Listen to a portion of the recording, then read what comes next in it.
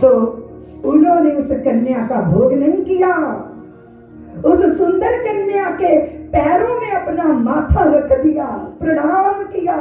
वो आश्चर्यचकित हो गई कि हमारे यहाँ तो शत्रु की स्त्रियों की दुर्दशा करते हैं, उसके साथ सामूहिक बलात्कार होते हैं, ये कैसा शत्रु है जो मेरे पैरों में माथा रख रहा है। और छत्रपति शिवा ने कहा, देवी तू कितनी खूबसूरत, कितनी सुंदर है। मैं सोचता हूँ कि मैं अगर जीजाबाई की कोख से जन्म ना लेके तेरी कोख से जन्म ले लिया होता तो मैं तेरे जैसा सुंदर होता। जहाँ सौंदर्य है वहाँ माँ का दर्शन हो, ये सनातनी की दृष्टि है।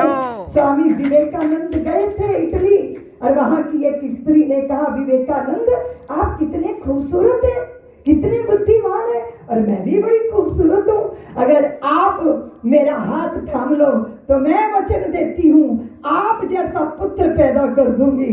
तो स्वामी विवेकानंद बोले, देवी मेरे जैसा तो मैं ही हूँ, अभी तुरंत मेरी माँ बन जाओ और मुझे अपना पुत्र स्वीकार करो।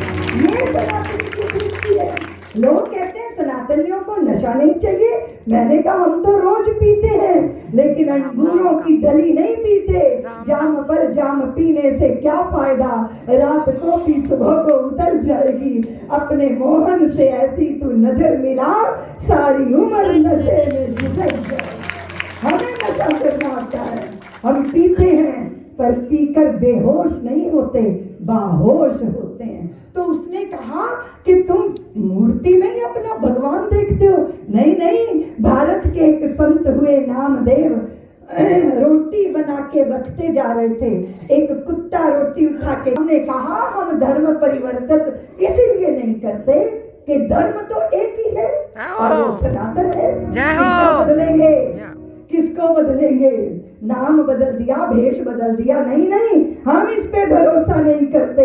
हम अपनी प्रीत से विचार बदलते हैं। और विचार क्या है? विचार यही है कि शरीर और मन मेरा साधन नहीं है, शरीर और मन मेरा साधन है। शरीर और मन की इच्छाओं में ही लिपटा रह गया, ये मेरी यात्रा का पतन है। शरीर और मन मेरी सीढ़ियां हैं जिनके माध्यम से मैं परमात्मा रूपी लक्ष्य को प्राप्त करता हूँ। इसलिए तेरी पूजा कैसी, इसकी पूजा कैसी, उसका देवता काला, उसका देवता गोरा, हम इस चक्कर में पड़ते नहीं। तुम्हें प्यार आ गया ना उससे, भगवान तुम्हें बहुत नजदीक लग रहे हैं ना कन्हैया, उनका नाम तेरा मन गुदगुदाता है ना, देवी माँ के चरणों में तुम बालक बन जाते हो ना, शिव योगी के सानिध्य में तुम शिवत्व को धारण करते हो ना। कोई फर्क नहीं है, कोई भी झगड़ा नहीं है। इसलिए मेरे राम जी रामेश्वरम की स्थापना करते हैं और मेरे शंकर कहते हैं, राम तुम मेरे ईश्वर हो।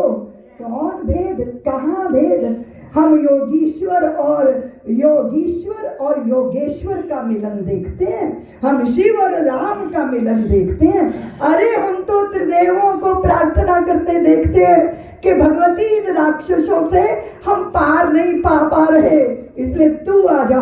और वो शेर पर सवारी करके प्रकट हो जाती है, इनकी आराधना करते हैं। इसलिए हम सनातनियों को देख के लोग चकरा जाते हैं कि यार इनका मामला क्या है, इनके भगवान तो बहुत है, उन्हें पता नहीं कि नाम रूप बहुत है, पर तात्विक दृष्टि में चेतना का दर्शन करने वाले सनातनियों को मर्म पता है। और मैं आप सबसे निवेदन करती हूँ, आशा करती हूँ कि अपनी संतानों को बहुत कुछ देना, लेकिन एक बात जरूर देना कि उनके हृदय में सनातन का बीज जय हो।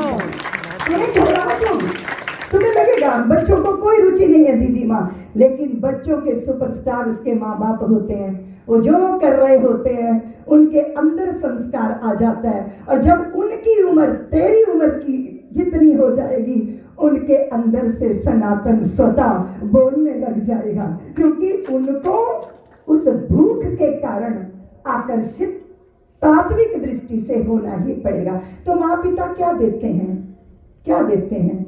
मंदिर में पूजा की, पाठ किया, घर जाके लंका बनाया अपने घर को, तो फिर बच्चे कहते हैं ये दोहरी जिंदगी जीने वाले लोग हैं, ये गड़बड़ है मामला, गम उनका नहीं जो मौजों में तूफान के मारे डूब गए, रोना तो उनकी किस्मत पर जो बैठ किनारे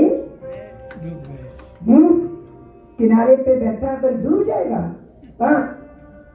अगर आप मंदिर आए हैं तो आपके जीवन का रूपांतरण होना चाहिए। वाणी कैसी, सोचने का तरीका कैसा, बात का लहजा कैसा, विपरीत परिस्थितियों में भी धैर्य कैसा।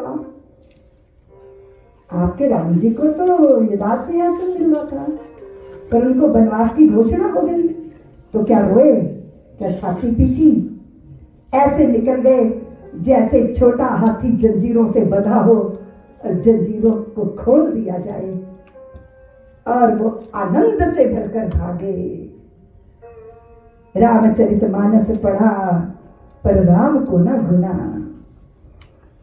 रावण कागज का बना के जला डाला, हर साल उसके पीछे पड़े रहते हैं, पर अहंकार के रावण की अंत्येष्टि न कर पाए। तो क्या हुआ? बातों तक बात नहीं बनती बातों से। उसके मर्म को समझना, उसके रस को समझना। सनातनी के लिए समस्या बड़ी नहीं, समाधान बड़ा होना चाहिए। समस्या बड़ी होती है कि समाधान? टाइम क्या हो गया, कब तक बोलना है? क्या बोलो ना राजू भैया, मेरे पास तो घड़ी भी नहीं। समस्या बड़ी है, समाधान बड़ा। तो वो मित्र है कन्हैया और दाऊ भैया और सात्यकी जी, और तीनों निकले आखेट के लिए, जंगल में भ्रमण के लिए। रात हो गई है, जंगली व्याघ्र हैं, हिंसक पशु हैं, रात घनी, जंगल गहरा, हिंसक जानवरों का डेरा। इसलिए दो जन जागृत, एक ने रहना, दो ने सोना। सात्यकी पहरा दे रहे हैं। एक ब्रह्म राक्षस प्रकट हो गया, बड़ा भयंकर, जंगा पे मारा हाथ, सात्यकी को मल्ल युद्ध के लिए ललकारा। सात्यकी को क्रोध आ गया और गुस्से में ब्रह्म राक्षस से भिड़ गए। इतना बड़ा ब्रह्म राक्षस, इतना बड़ा, 2 घंटे में सात्यकी जी को पकड़ पकड़ के धरती पर ऐसा पटका कि सात्यकी जी के शरीर का तार तार ढीला हो गया। 2 घंटे मुश्किल हो गई और वो चिल्लाए, दाऊ अब आपकी जिम्मेदारी है, जागो। और 2 घंटे उनके साथ क्या होता रहा, इतनी भी ताकत बताने की नहीं थी, और वो गिरे और सो गए। अब बारी आई दाऊ भैया की। थोड़ी देर में दाऊ भैया के सामने भी प्रकट हो गए ब्रह्म राक्षस और ललकारा युद्ध के लिए। और दाऊ भैया का गुस्सा तो नाक पे ही धरा रहता है और वो क्रोध में भिड़ गए। ब्रह्म राक्षस इतना बड़ा, दाऊ 2 घंटे में पार नहीं पा सके। नस नस दर्द करने लगी मार खा के ब्रह्म राक्षस की। किसी तरह 2 घंटे बीते और दाऊ चिल्लाए, कन्हैया अब तुम्हारी बारी है। और कन्हैया जागे। थोड़ी देर में ब्रह्म राक्षस प्रकट हो गया।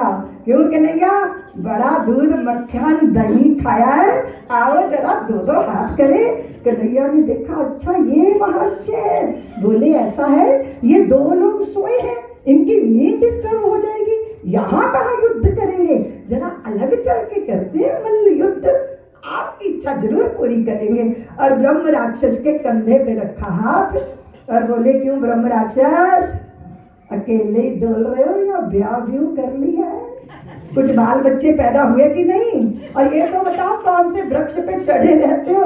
मुस्कुरा के बातें कर रहे। और जैसे कन्हैया मुस्कुरा के बातें कर रहे हैं, वो ब्रह्म राक्षस छोटा, वो इतना छोटा हो गया जैसे काले रंग का चींटा। और जैसे वो इतना छोटा हुआ, भगवान ने यूं पकड़ा और यूं पीतांबर में रखा ऐसे, और उसको क्या है ब्रह्म राक्षस? जीवन की समस्याएं अगर क्रोध से भिड़ोगे तो हिमालय जितनी बड़ी हो जाएगी, और मुस्कुरा के सामना करोगे तो इनकी औकात एक चीते जैसी है। इसीलिए समस्या बड़ी नहीं होती, समाधान बड़ा होता है। लेकिन कैसे संभव होगा? समस्या आई तुम्हें तो चिंता खा जाती है। दीदी माँ बड़ी चिंता, हाय दीदी जहाँ जाती हूँ चिंता चिंता चिंता। अरे मैंने कहा तुम्हारे यहाँ की वो जो मशीन है ना कपड़े धोने की, उसमें कपड़े जब ढूंस दिए जाते हैं बेचारे कपड़े, हाय राम, यूं घूमते हैं 84 लाख योनियों में, और जैसे ही बाहर निकलते हैं इतने सिकुड़े हुए वो वस्त्र, और उनके ऊपर क्या चाहिए? स्त्री, स्त्री चाहिए।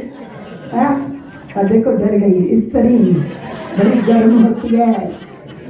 और सारी आप सिलवटों से भरा हुआ वस्त्र पहन के समाज में तो क्या चाहिए? प्रेस करते हो, उसकी सारी सलवटें सारी निकाल देते हो, सारी निकालते हो, सारी निकालते हो। बोलना ना, बोलती नहीं।